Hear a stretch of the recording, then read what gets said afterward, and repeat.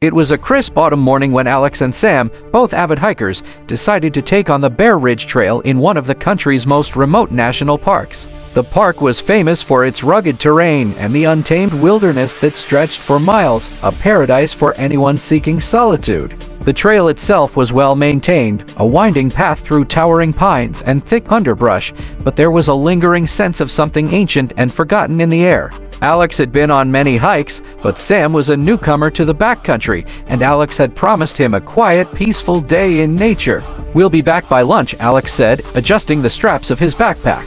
"Nothing to worry about." Sam nodded, but as they began their ascent, he couldn't shake the feeling that something was off. The usual sounds of birds and rustling animals seemed muffled here, like the forest was holding its breath. He glanced around, but the trees were too dense to see much more than their tall, skeletal trunks. The first signs of trouble came just after they crossed a small creek, the water barely trickling over the stones. The sunlight, which had been bright and clear just moments before, suddenly seemed dimmer. A fog began to rise from the forest floor, thin at first, but growing thicker with every step. "Doesn't that look strange?" Sam asked, pointing to the mist swirling at their feet. Alex waved it off.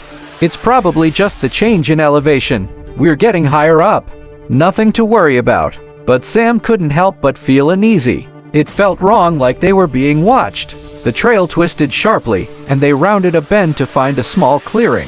The trees here stood so close together that the light barely filtered through their thick branches. There, on the ground, was an old wooden sign, half buried in moss and dirt, with words carved into it, "Return what was taken." Alex stopped in his tracks and frowned. "I don't remember seeing this last time. Weird." He knelt down to examine it, his fingers brushing the damp wood. "I don't like this," Sam muttered, shifting his weight uneasily. He felt the hairs on the back of his neck prickle, as if someone was standing just behind him. "Relax, man. It's probably just some old marker. Let's keep moving." But Sam didn't feel like moving.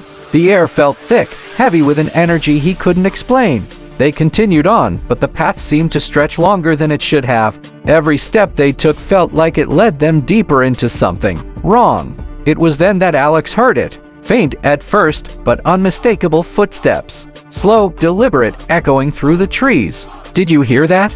Alex asked, his voice low. Sam froze. "I hear it. Someone's behind us." They both turned, scanning the trail, but there was nothing, just the fog swirling in the dense trees. "Maybe it's another hiker," Alex said, forcing a laugh. "Let's just keep moving." But the footsteps didn't stop. They followed, steadily, always behind them, in perfect sync with their own. Sam's pulse quickened. "It's getting closer." They quickened their pace, but the footsteps did too, matching their every step. The sound was unmistakable, but no matter how fast they walked, there was no one there. Suddenly, Alex stopped. "We're being followed." The air grew colder. The fog, now thick as a blanket, seemed to close in on them. Sam's heart hammered in his chest as the footsteps drew nearer, almost as if the person behind them was right on their heels. "Alex," Sam whispered, his voice shaking.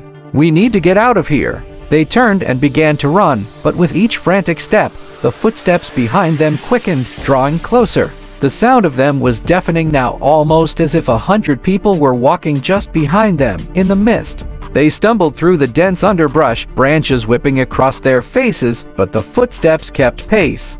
Alex was I don't know where the trail is anymore. He yelled. "We have to find the exit now." The fog swirled thicker, and Sam's breath came in sharp gasps as he tried to keep up. His legs burned, his mind screamed at him to stop, but he couldn't even look behind him.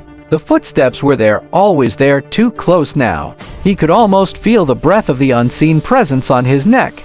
Then, just as suddenly as it had started, the footsteps stopped. Sam stopped too, his heart pounding in his chest, his body frozen in terror. The air felt still, too still, like the forest was holding its breath. The fog began to lift, and in that strange, eerie silence, Alex turned to look at him, eyes wide and wild. Did you hear that?"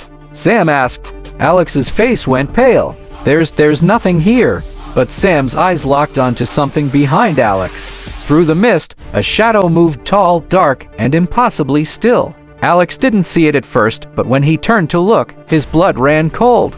The shadow was close now, its outline faint but unmistakable. A figure taller than any person they had seen, with limbs that twisted unnaturally. The footsteps returned. But this time, they weren't just following. They were closing in. The figure took a step forward, its long, gnarled hands reaching toward them, and in that instant, Alex and Sam didn't need to say a word. They turned and ran, their legs screaming in pain, their breath ragged and desperate. Behind them, the footsteps multiplied. Hundreds of them. And the fog swallowed them whole.